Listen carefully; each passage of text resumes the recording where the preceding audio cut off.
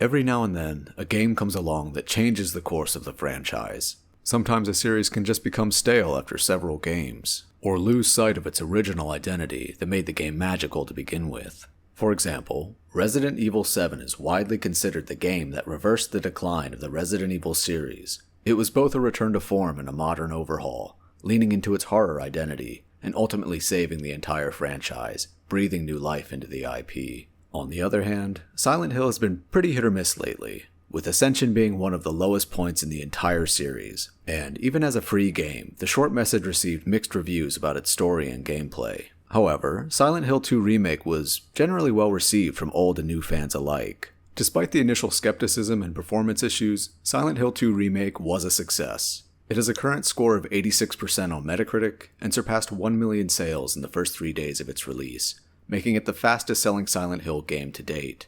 But remakes typically benefit by already having an established following of the original game, which gives the remake a lot of goodwill from die-hard fans that just want to play the modern version of the game, regardless of whether the game turns out to be a hit or a major disappointment.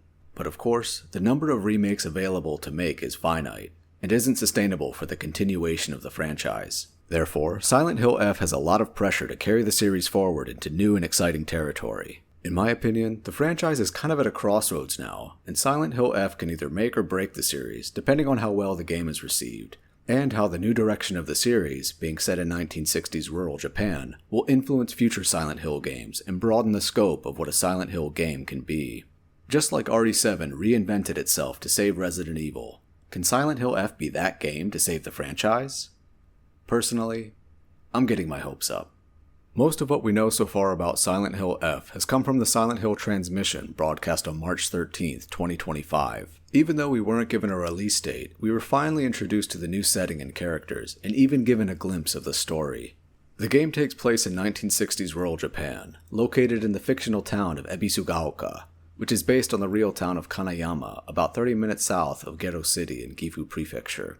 Kanayama was chosen partly due to the maze-like layout of its alleyways called kinkotsu, which is a local Kanayama expression used to describe its narrow alleyways that, quote, intertwine so intricately that they resemble the muscles and bones of the human body, according to the Gifu tourism website.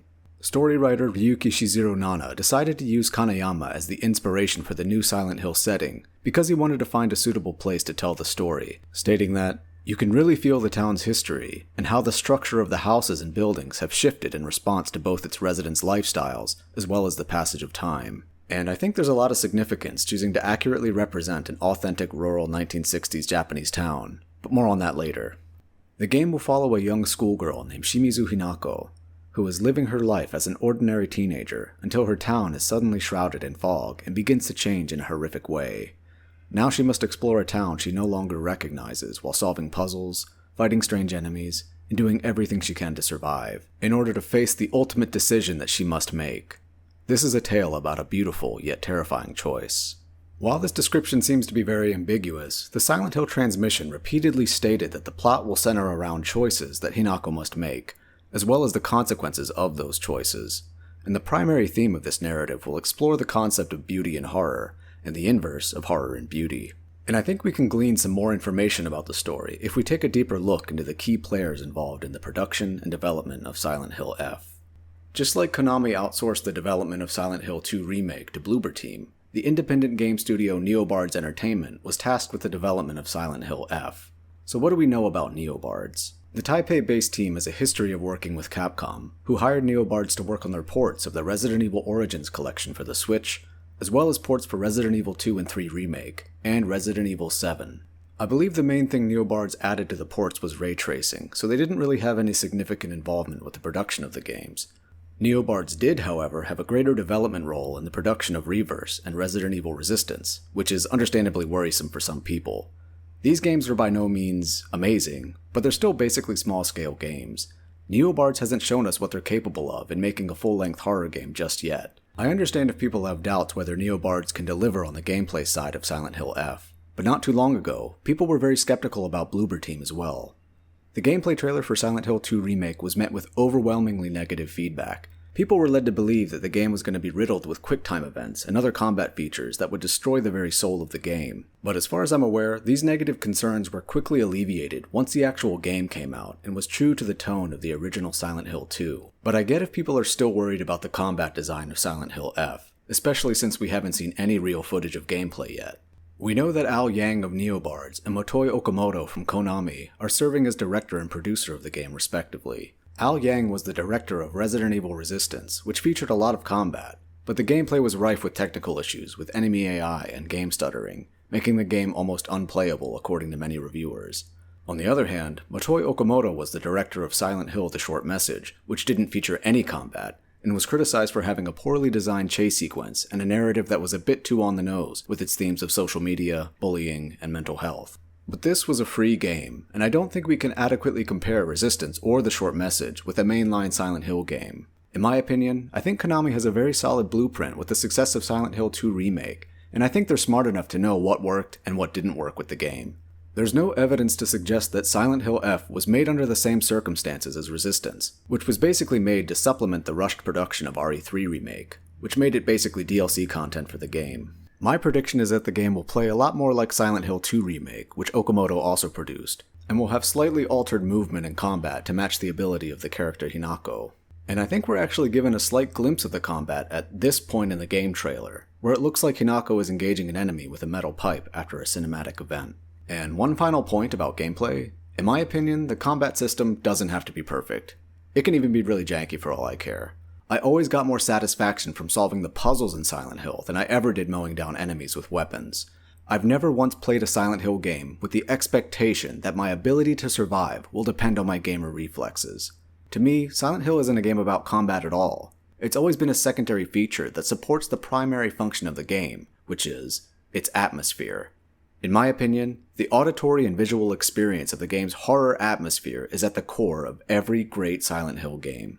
And I think the atmosphere is in good hands with Silent Hill F. We know that Ryukishi is in charge of creating the game's story, and from what I'm told, he's very good at writing mystery and psychological horror. From the transmission, we know that Ryukishi is an avid fan of Silent Hill, and I think his work complements the motifs of Silent Hill pretty well. Silent Hill is known for its confusion, and sometimes even convolution, where the player is never fully in the know about what's going on around them, as they constantly move between the realities of the fog world and the other world.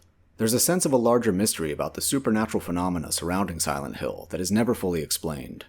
In the transmission, Okamoto said that players can look forward to being left with a plethora of questions after finishing their first playthrough of Silent Hill F, and I'm excited about this. I like the idea of subtlety and nuance in horror. I'm a firm believer that over-explaining kills suspense. And a big offender of this was The Short Message. The story was just way too explicit and did a lot of saying and not showing, and just beat you over the head with the themes and the dialogue.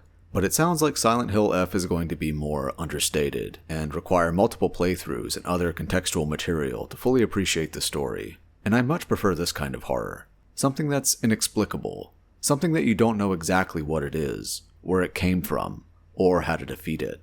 Another thing that excites me about Ryukishi is his direction for the main character Hinako. Ryukishi mentioned that he played every single Silent Hill game and noticed that, quote, many of the female characters are put through a great deal of suffering throughout their lives, which is why I thought if this game is going to have a female protagonist, then I want her to be able to make her own decisions, for better or for worse, amid her struggles. I don't want her to just be pulled along by the story, but to find her own answers. And I really love the idea of this direction. It's a much needed break from the feeling of just going along for the ride like many Silent Hill games tend to do. In Silent Hill 2, James Sunderland is pretty much on the rails the entire game, which is by design, in order to slowly reveal the truth to him. Even though the minor decisions the player makes throughout the game can change the ending, James is still guided along a very linear path. You're just experiencing the story as you complete objectives in the game. But I'm not saying there's anything inherently wrong with this kind of gameplay. I also love the atmosphere of helplessness in Silent Hill, that you're just being guided or forced to face the worst traumas and mistakes in your psyche. But there's only so much you can participate in that experience. And I'm super excited about the changes in Silent Hill F, because it sounds like the player can really influence how the story plays out. And this added dimension of agency, or illusion of agency, can even deepen the sense of horror, since the player is left to wonder if they made the correct decisions as they play. And this sense of uncertainty can definitely enhance the psychological horror in the Silent Hill franchise, if this is the direction they continue to take. Another new addition to Silent Hill F is Kera, who is the artist responsible for the game's creature and character design. In the transmission, Okamoto mentioned that Kera understands the so-called Japanese essence of horror and the motif of finding beauty in ugliness. According to Kera, they thought hard about how to balance the monster design from the previous Silent Hill series while making it a little different for the Japanese setting. So it sounds like we're going away from the rusty and mechanical design established by the legendary Masahiro Ito, but it'll still retain some kind of component to evoke the feeling of Silent Hill. Okamoto even assures us that the creature design will be undeniably Silent Hill-esque, and one element that will carry over from the other Silent Hill games. We were even given a little sneak peek at some of the creatures throughout the trailer, which looked horrifying, in a very good way in my opinion. So I'm really looking forward to seeing what they come up with. It'll be a breath of fresh air to see new monsters and environments that come from Japanese folklore and images of yokais, but at the same time keep that Silent Hill aesthetic. And if Kera's previous artwork is any indication of how the creatures will look, I think we're in for a treat. It seems like Kera understands the assignment. Series co-founder and legendary sound designer Akira Yamaoka also returns to Silent Hill F, but for the first time, Yamaoka will only be in charge of the Fog World music, while series newcomer Kensuke Inage will be responsible for the Otherworld music, known as the Dark Shrine world in this game. So based on the Silent Hill transmission, it seems that Yamaoka will be making sounds that are more Silent Hill-esque or pure horror, while Inage will incorporate Japanese elements to the soundtrack that will be a mixture of universal horror and traditional Japanese sounds. According to Inage, his compositions will complement an unsettling yet beautiful world that uses imagery from shrines, blending ancient Japanese court music with ambient echoes. He also mentions that the various techniques he employs will connect the player to the protagonist's agony, internal conflict, fear, and other emotions. And I admit, at first I was very skeptical about this division of labor, because I'm a huge fan of Akira Yamaoka and love everything he does, so I didn't want his role in the game to be relegated to just one area. In my eyes and ears, he can do no wrong. But after giving it some thought, I think using two different composers with two different sound design objectives would actually contribute to that beauty and ugliness dichotomy, and also might add that much needed freshness to the game at the same time. And now I want to go over a few major themes that were talked about in the trailer and Silent Hill transmission. First, it seemed like Silent Hill F will be a game of choices, and this is already hinted at heavily in the trailer's dialogue. For example, we see this in the following line of dialogue. Whether their worth is justified, that is for you to decide. How much longer will you stay here? You can't think about it forever. You're running out of time to choose. It seems like there will be major choices throughout the game that can't be taken lightly, and will have a heavy emotional toll on Hinako. There's a hint that some ultimate choice will have to be made, and that Hinako will struggle to reach that ultimate choice, or inevitable choice. I think this idea of making choices is also related to reclaiming a sense of agency and identity, when you don't really know what's going on yourself, or you feel like your life is already laid out for you. We also see this kind of dialogue in the game trailer. I think it's weird too, to not have a grasp of yourself, to not understand your own feelings. Hinako, time is running out. The fact that you're alive means you've made it here, yet you're still lost all the same. I think in some way, Silent Hill F will be a story about Hinako reclaiming her identity and agency in a world that seems out of her control, but this reclamation will come at a terrible cost, perhaps at the sacrifice of her friends and family, and I'll give my theory about what I think this means in just a little bit. And second, there's an overarching theme about beauty and terror, or terror and beauty, which according to Okamoto is a noticeable feature specific to Japanese horror, the idea that terror can be found within beauty. And I'm not exactly sure what he means by this. It's still a very vague concept that I don't think is necessarily limited to Japanese horror, but there is one quote that really stood out to me. Okamoto clarified this concept by saying, "When something becomes too immensely beautiful and perfect, it instead becomes deeply unsettling." And this really got me thinking. What is Okamoto referring to? What's an example of something that becomes too immensely beautiful and perfect, but becomes deeply horrific at the same time? How is this connected to the theme about choices and making horrifying decisions? How is this related to the time and location that the game is set in? Then it occurred to me. Setting the game in 1960s post-war Japan is not a coincidence. What does this place and period have to do with the essence of Silent Hill? And here's my theory. The unifying connection between all these themes in Silent Hill F and the rest of the Silent Hill series is the power and prevalence of cults. The main antagonist of the Silent Hill series has arguably always been the Order, the cult responsible for the events of Silent Hill 1 and 3, and their influence is readily apparent in every installment of the series. The Order is a doomsday cult, and their primary goal is to bring about the apocalypse so that their members can reach paradise, but this apocalypse can only happen through the second coming of God, who will initiate mankind's extinction and give salvation to the followers of the Order. And the supernatural element of Silent Hill is thought to be in some way connected to the ritualistic practices of the cult. But how is this cult activity and supernatural phenomenon in Silent Hill, Maine, USA, related to the small town of Ebisugaoka in 1960s Japan? Again, I don't think the choice of this time period is an accident. A lot of academic literature on religion in post-war Japan mention that there was a major rise in new religious movements following the dissolution of state Shintoism in the immediate post-war period, and the subsequent decades saw the growth of new religions and beliefs to fill the void that was left in the absence of a unified state ideology. The Japanese Empire had a history of violently repressing religious minority groups under state-sponsored Shinto, and the memories of this violent repression led to heated debates about religious freedom and protection in the post-war period. And unfortunately, not all of these new religious movements were innocuous. For example, the infamous doomsday cult Aum Shinrikyo led the coordinated sarin gas attacks in a crowded Tokyo subway in 1995, which remains the deadliest domestic terrorist attack in Japan's history. And this complicated history with new religious movements and religious cults still continues to this day. The assassination of former Japanese Prime Minister Shinzo Abe, instigated by his involvement with the Unification Church, and the assassin's former association and grievances with the church serve as the most recent example of this historical tension.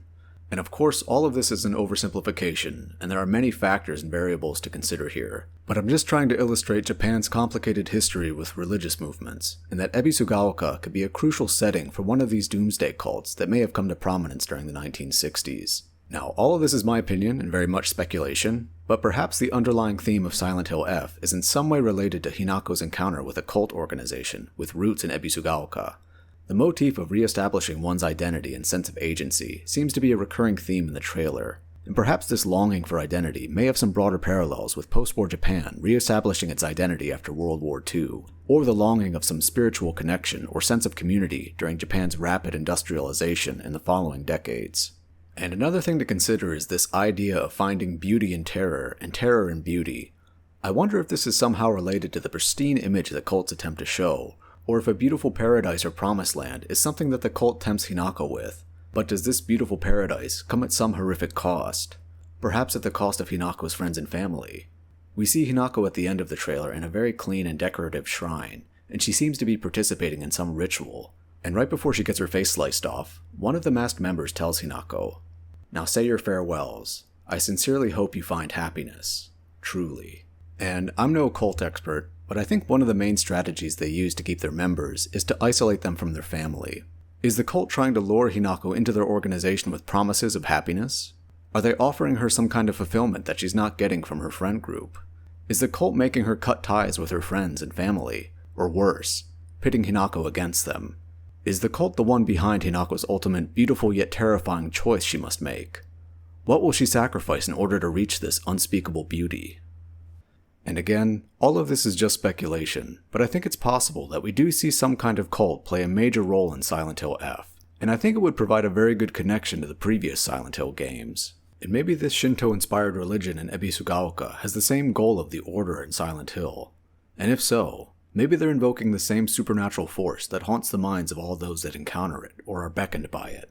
Maybe the creatures that are manifested by this supernatural force could be a product of their local cultures, environments, and beliefs. This would open the door for Silent Hill to take place anywhere and give endless possibilities to the franchise. I know this is a lofty idea and I'm getting ahead of myself, but at the very least, it would just be really cool to see some kind of continuity here between the Silent Hill phenomenon in Maine and in Japan. Okay, so that's it. That's the end of my theory. And even if I'm completely wrong about this, I'm still very excited for Silent Hill F. I just think this new setting and time period will really change the Silent Hill series for the better. And this change really seems to come from a place of creative curiosity and wanting to breathe new life into the series, which has become somewhat stagnant. This doesn't strike me as a case of reinventing the series as a terrible cash grab in the form of a mobile app or interactive show. This seems like a genuine case of reimagining the franchise and creating a new variety of Silent Hill game that is made with respect and care for the story and player experience. I really think Silent Hill F will be the game that changes the direction of Silent Hill moving forward, and I'm optimistic that this change will be for the best. Silent Hill F may very well be the game that saves the franchise. And one final thing to end the video. There's been a lot of speculation online about what the F stands for in Silent Hill F, and I just want to finally set the record straight. I think it's pretty obvious that the F stands for phenomenal. Duh.